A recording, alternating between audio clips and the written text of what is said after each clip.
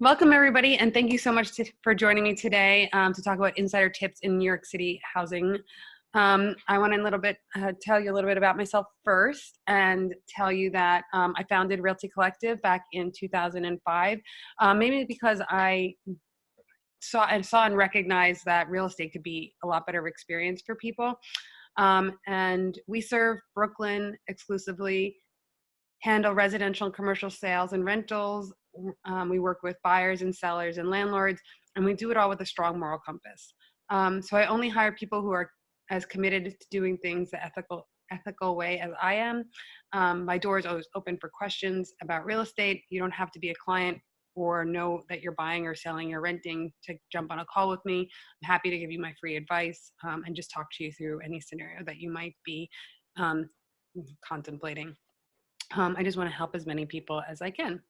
So first things, and I wanted to offer this workshop because there is a lot of uncertainty right now, but I wanted to take this opportunity to focus on this as something that you need to know for the future experiences when you're looking for your next home.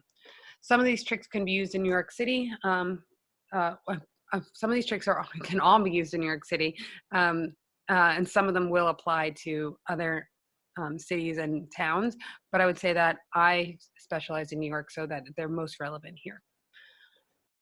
Stop saying. So you are thinking about moving, the market's changing, stuff's going on, and you're like, oh, maybe it's a great time I could get a deal, or I'm tired of my neighborhood, or I need a change. Whatever your motivation for moving, you need to start thinking about this at least 60 days from your lease expiration, or 60 days from when you actually move. Otherwise, it will be very stressful. So the first things you don't want to do when you're contemplating is get this timeline ahead of you and start right away from that 60 days doing things that are going to make this a lot easier for you. And I need to go to the next slides because I'm not even paying attention to the slide part of it. I'm just talking.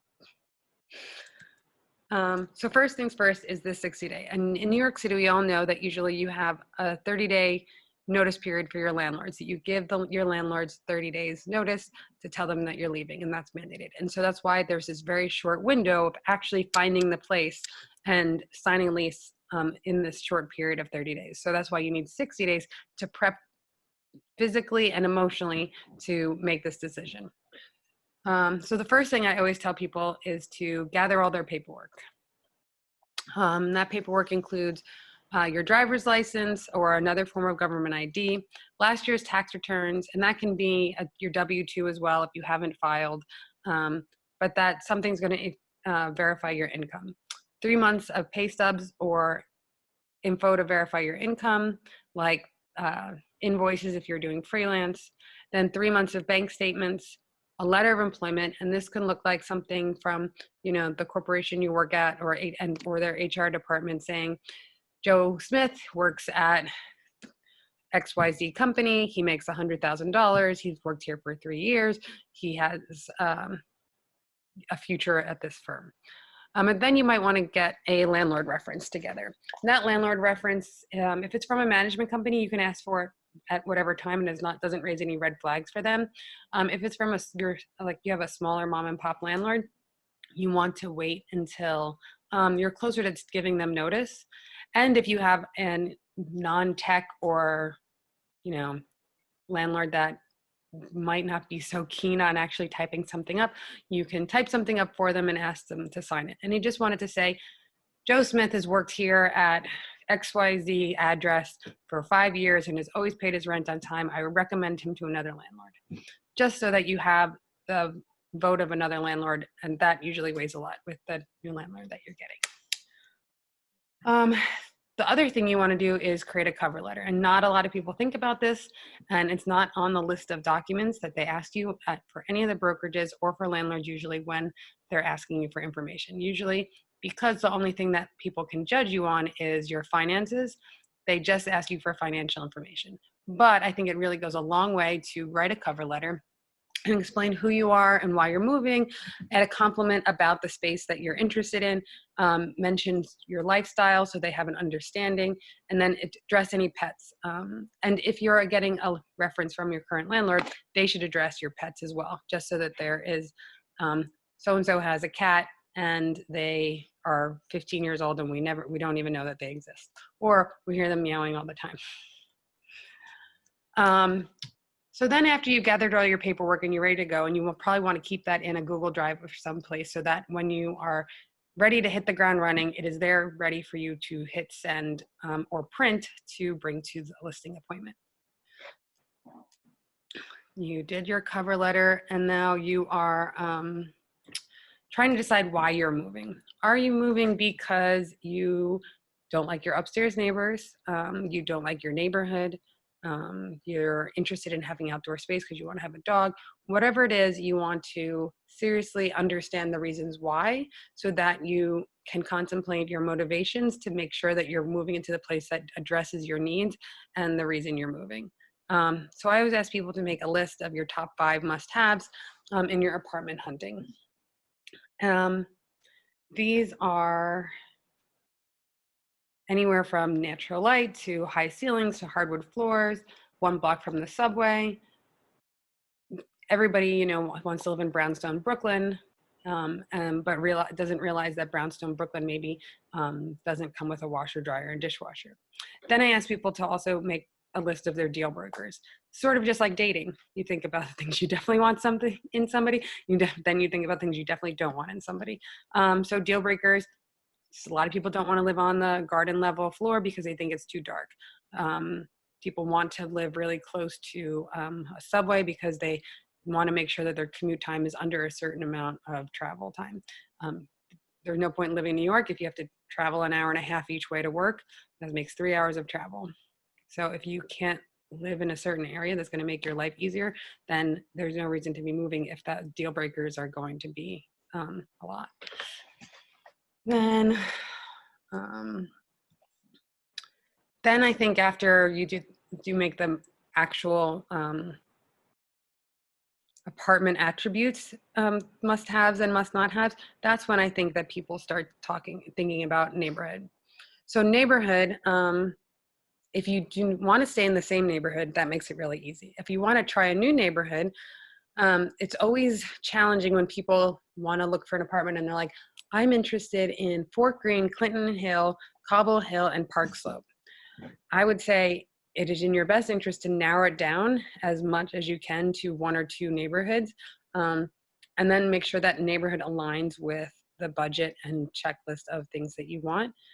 If you are still exploring neighborhoods because you've never lived in Brooklyn, the thing you want to do, especially more than 60 days out, if it's more than 2 neighborhoods, you want to start spending a lot of time in these neighborhoods and see if they're a good fit for you.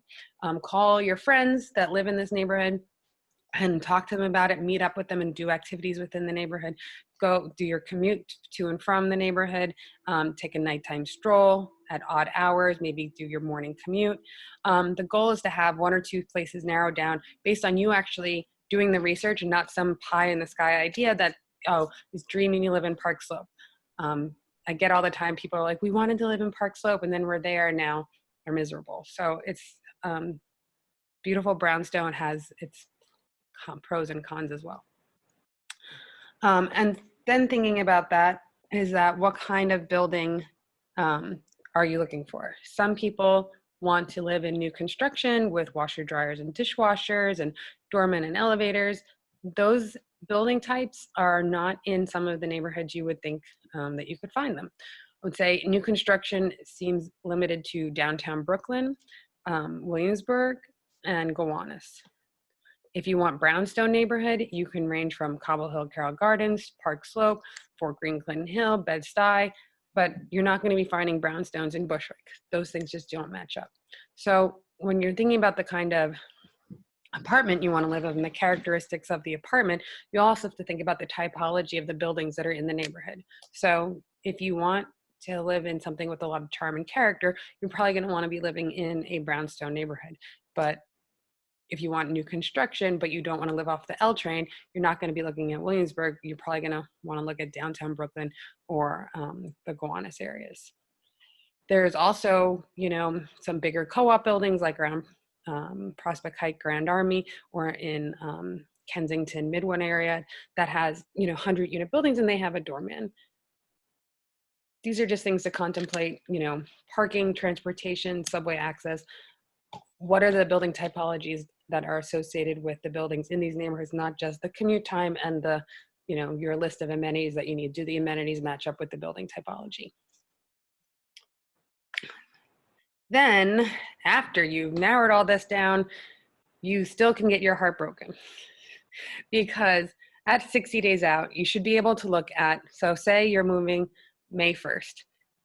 If you're at March 1st, you should be able to look on the internet and see apartments that fit your criteria for a April 1st move-in.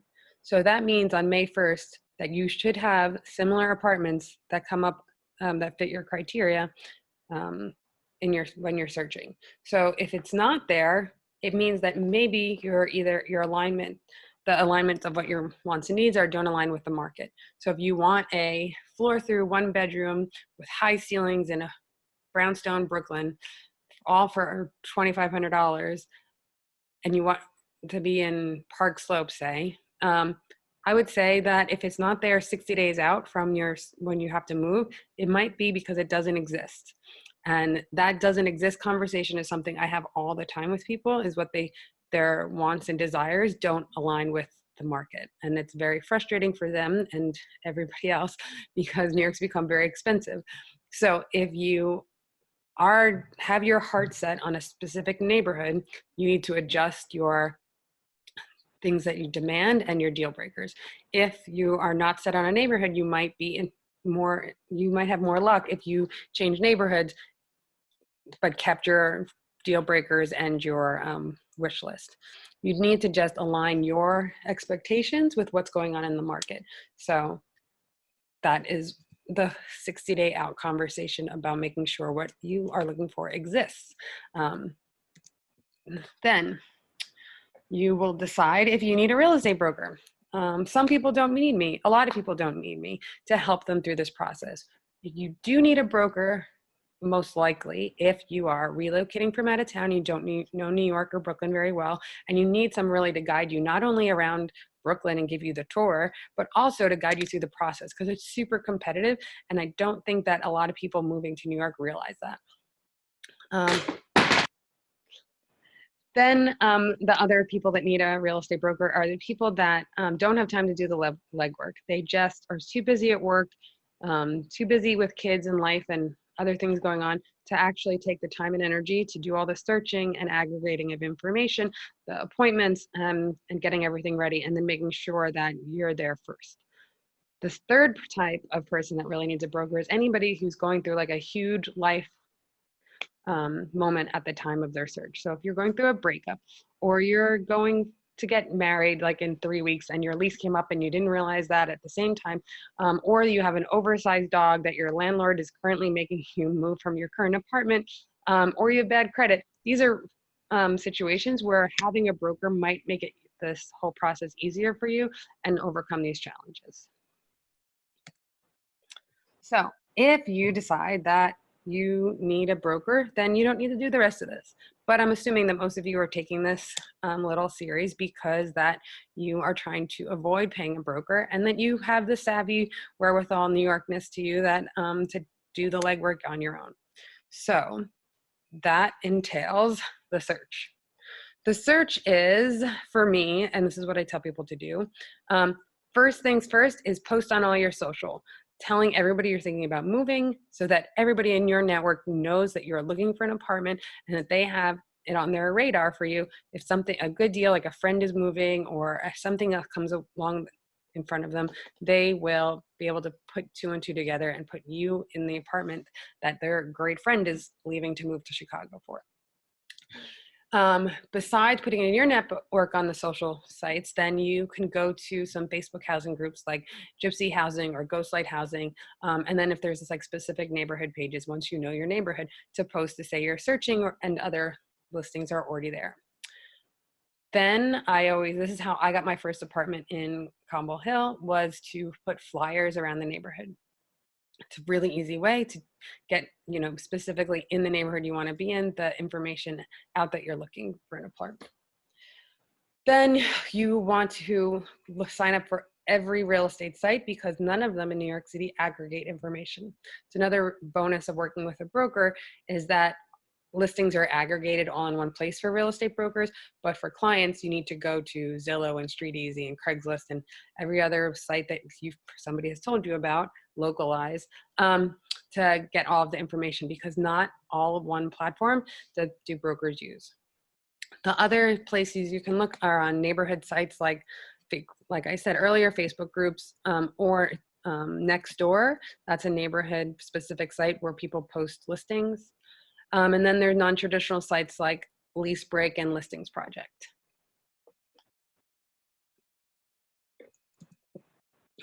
What should you be prepared to do?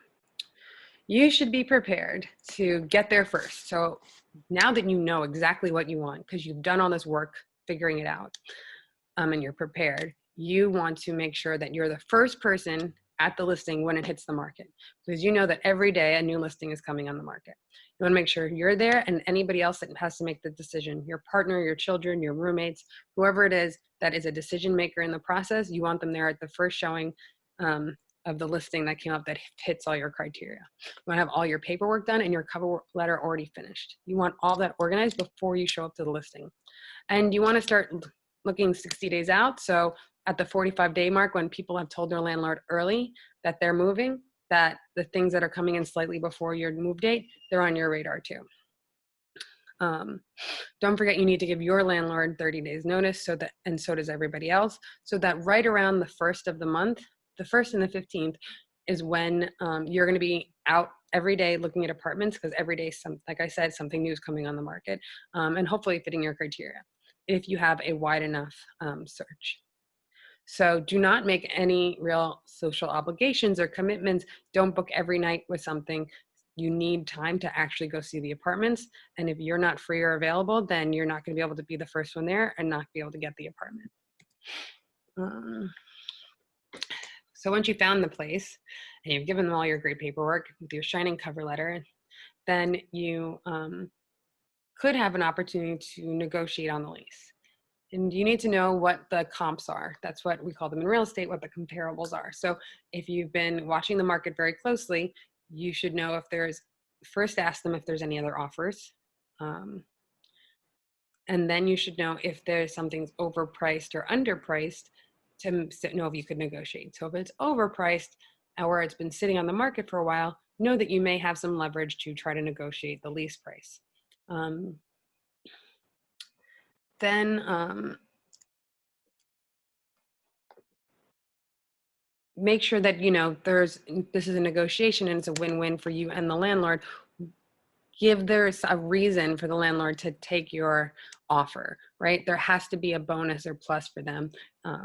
Maybe they want a 2-year lease instead of a 1-year lease. Maybe they want someone that's going to help them take out the garbage or something, because they mentioned to you that they haven't found anybody and this tenant was doing it. You need to find an angle for them to be convinced that you're the right tenant and for them to give you a lower price if you're trying to negotiate.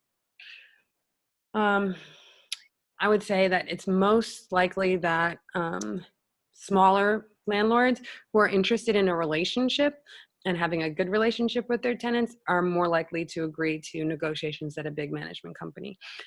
For small landlords, the reason they sometimes work with brokers or do it themselves is because they really want to make sure that they're getting the right match for them and their needs. That doesn't really always apply to management companies. So they're less likely to negotiate on the rent because they're more interested in the finances part of it than the actual matchmaking of it.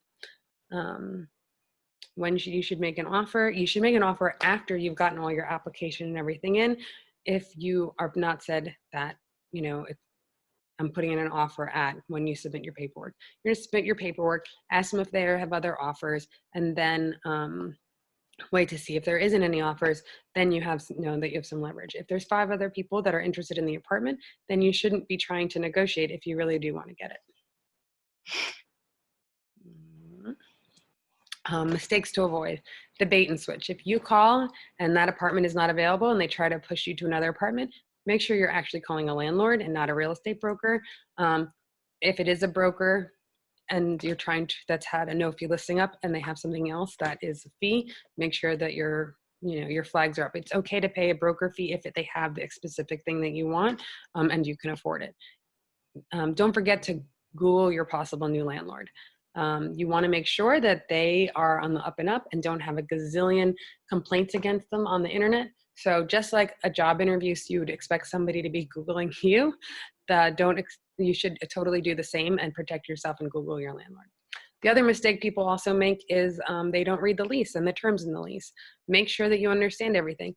Most leases are standard Bloomberg leases that are written by a lawyer, and the landlords just use those because they're boilerplate for New York City, then add in their own riders. So there's usually not changing the actual lease, but you should understand the terms of it and have them clarify. If they don't understand a clause, then you should be worried that you guys both don't understand what you're signing. My last mistake that I try to explain to get people to avoid is renter's insurance. You want to make sure you get renter's insurance. It's like $150 a year. It's super protective. You should know what it does and doesn't protect, but I would say that it's worth it to have it in the long run.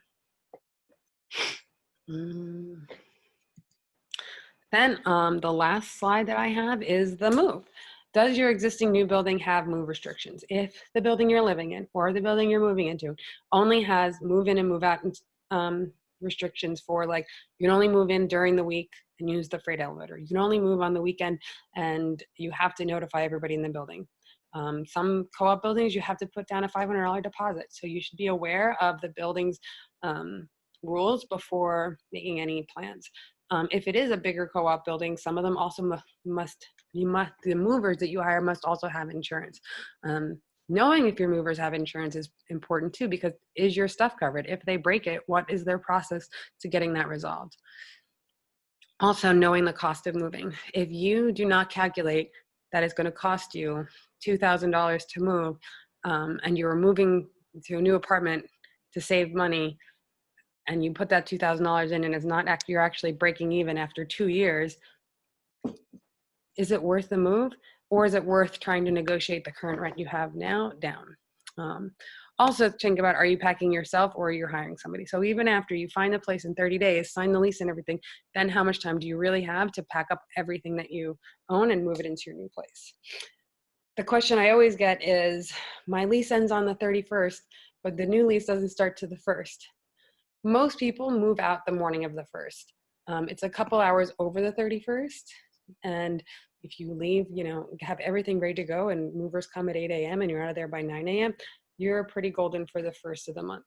So you just have to negotiate that with whoever you are working with in your building now and in the building you're moving into. So from start to finish, that are my basic tips for moving in New York City and how to find a place on your own without having to pay a broker's fee, and things to consider while you're making this big decision. This is a very stressful time, and you should make sure you're weighing all of your options with a lot of thought. Now I'm going to stop the presentation and let anybody ask any questions.